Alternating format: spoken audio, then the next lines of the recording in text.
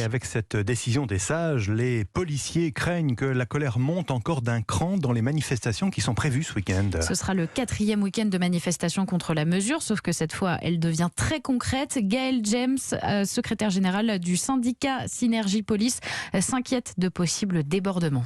Il y avait déjà une mobilisation avant la décision du Conseil constitutionnel, notamment par les antipasses. Donc forcément, avec cette décision, ça va cristalliser la situation. Et bien évidemment, les forces de l'ordre ont peur de débordements sur les prochains week-ends. Depuis 3 samedis, le nombre de manifestants augmente.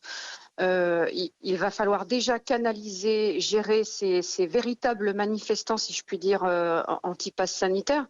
Mais notre inquiétude, c'est surtout les individus qui s'accolent à ces manifestations uniquement pour en découdre, pour mettre le bazar, commettre des dégradations, s'en prendre aux forces de l'ordre, ce qu'on voit habituellement malheureusement sur les manifestations. Normalement, août, c'est une période assez calme.